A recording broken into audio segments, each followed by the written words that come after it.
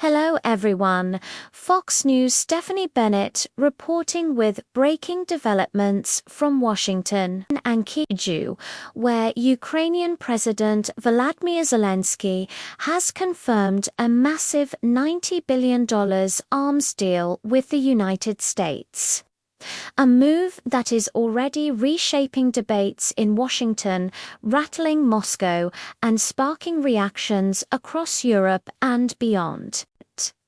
This agreement, described as one of the largest military aid and procurement packages in modern history, underscores Washington's commitment to supporting Ukraine as the war with Russia drags into another brutal year. And it also raises questions about U.S. foreign policy, domestic spending priorities, and the role of American leadership on the global stage. Zelensky, speaking in Kyiv with U.S. officials by his side, framed the deal as a lifeline for Ukraine's survival and victory.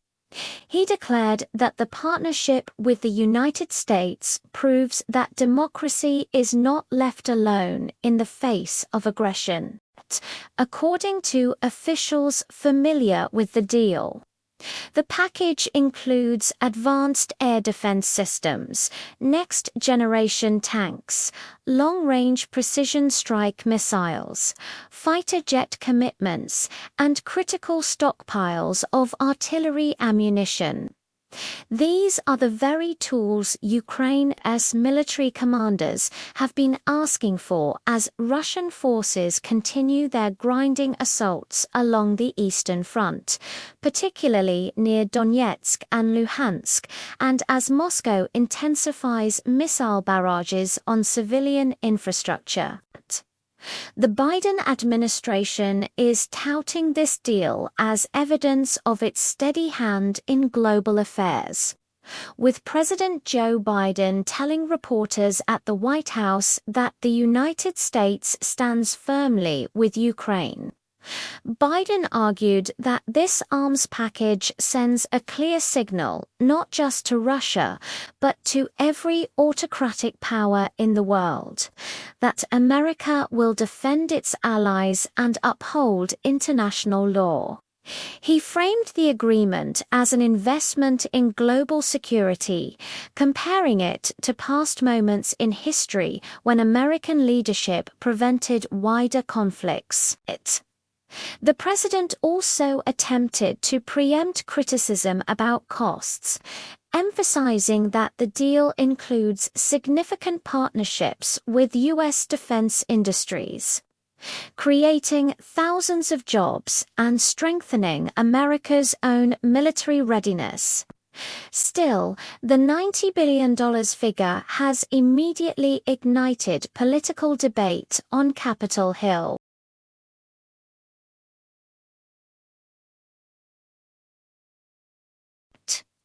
Trump himself, speaking at a rally in Ohio just hours after Zelensky's announcement, blasted the Biden administration for what he called reckless spending abroad, while Americans suffer at home. Trump argued that the money should be directed toward border security, crime reduction, and rebuilding America's cities. He reminded his supporters that under his leadership, NATO allies were pushed to pay more of their share. And he accused Biden of writing blank checks to Kyiv without demanding accountability. Senate Majority Leader Chuck Schumer praised the administration's resolve, saying that abandoning Ukraine would embolden Russia and potentially invite aggression against NATO allies. However, even some Democrats are raising questions about transparency, oversight, and how quickly these weapons can actually be delivered to the battlefield. Past aid packages have faced delays due to logistical bottlenecks, production backlogs, and the complexity of training Ukrainian forces on advanced systems. Zelensky's personal appeal has been a major factor in keeping US and European support alive. Since the invasion began in February 2022, he has addressed Congress multiple times, appeared via video link in European parliaments, and conducted relentless outreach to Western media. His latest speech in Washington, where he described the arms deal as the shield of freedom, drew standing ovations but also a number of skeptical faces. Polling in the United States shows a gradual decline in public support for sending more money and weapons to Ukraine, particularly among Republican voters. Analysts warn that Biden faces a tough balancing act.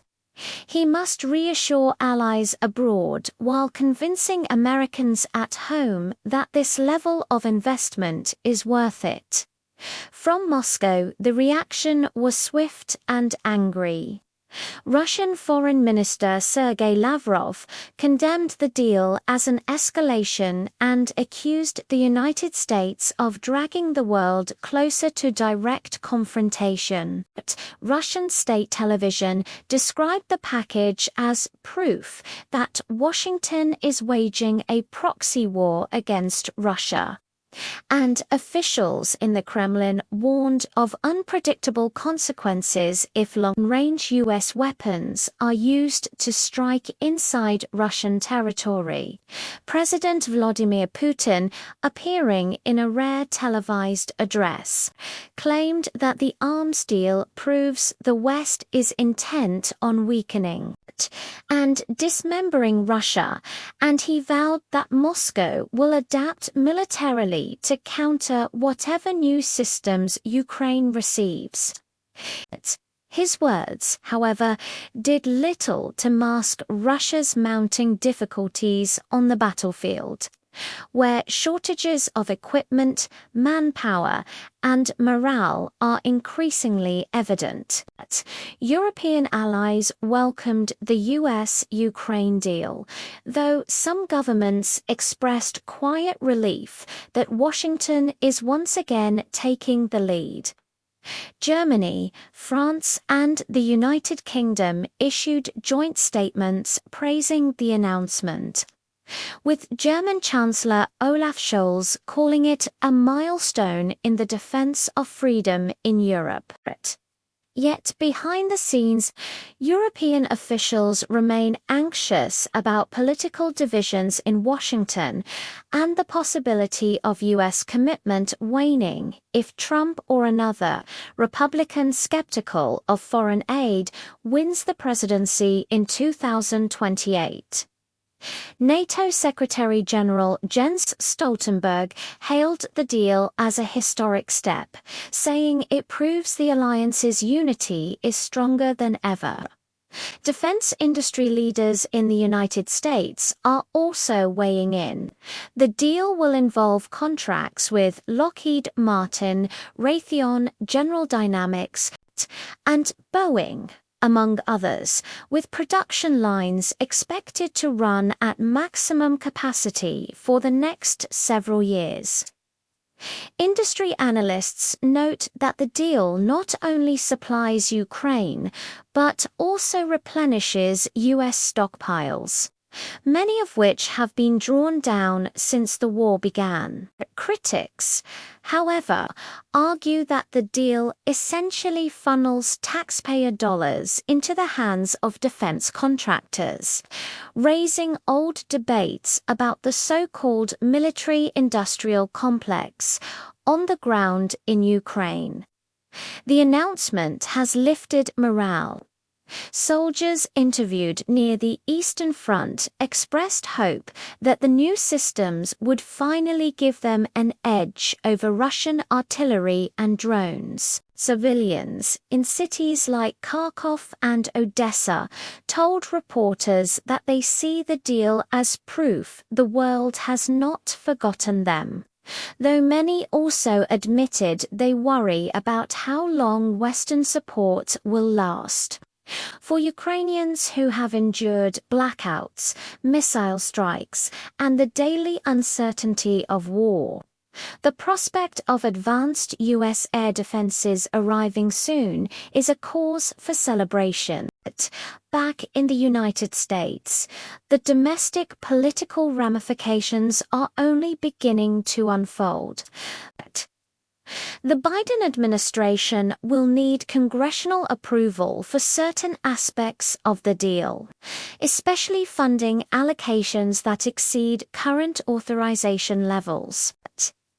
This sets up another potential showdown in Congress, where government funding deadlines and partisan fights already threaten to gridlock Washington. Analysts predict that debates over the Ukraine arms deal will become a flashpoint in the 2026 midterm elections, with Republicans using it to attack Democrats as reckless spenders, and Democrats countering that Republicans are abandoning America's role in defending democracy abroad. The White House is also preparing for the international ripple effects. China is watching closely, as U.S. support for Ukraine may shape Beijing's calculations regarding Taiwan. If Washington demonstrates resolve and capability, some analysts believe it could deter Chinese aggression. Others worry it could stretch U.S. resources too thin. In the Middle East, countries like Iran are also reacting, with Tehran denouncing the deal as evidence of U.S. double standards. Israeli officials, meanwhile, quietly support the move, seeing it as part of a broader effort to contain authoritarian threats. Trump's voice continues to loom large in the debate. Critics argue that Trump's approach would likely mean pressuring Ukraine into territorial concessions, something Zelensky has repeatedly rejected. Biden's allies counter that giving in to Putin would set a dangerous precedent, encouraging other aggressors worldwide. The clash between Biden's emphasis on global alliances and Trump's America First skepticism is shaping up to be one of the defining foreign policy debates of this political era. Meanwhile, public opinion remains complex. Many Americans express sympathy for Ukraine and anger at Russia's aggression. But inflation, housing costs, and domestic concerns often take priority.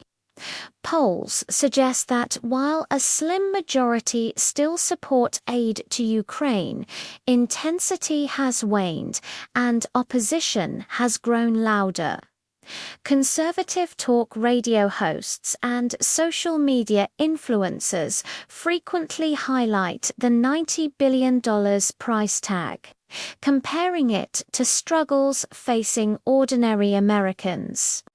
Progressive voices, on the other hand, sometimes criticize the arms deal from a different angle, arguing that massive military spending undermines investment in climate change, healthcare, and education.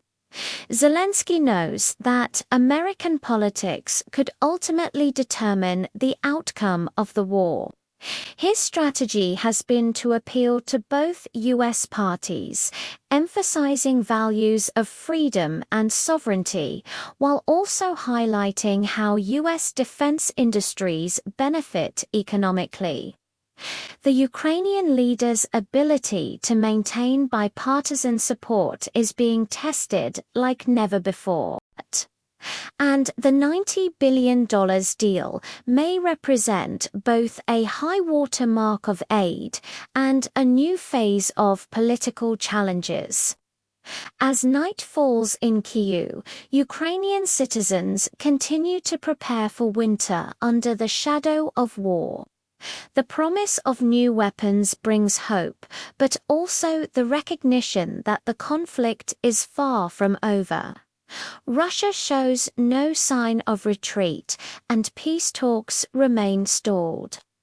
For the United States, the decision to commit $90 billion underscores the reality that this war has become a central test of American foreign policy, with consequences stretching far beyond Eastern Europe.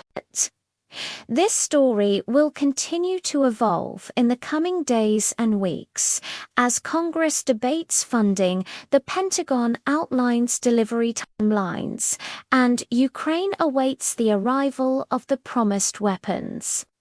For now, the announcement marks a dramatic moment in the ongoing struggle, one that will define us, Ukraine relations for years to come, and signal to the world that the stakes of this conflict remain as high as ever. This is Stephanie Bennett reporting, Fox News.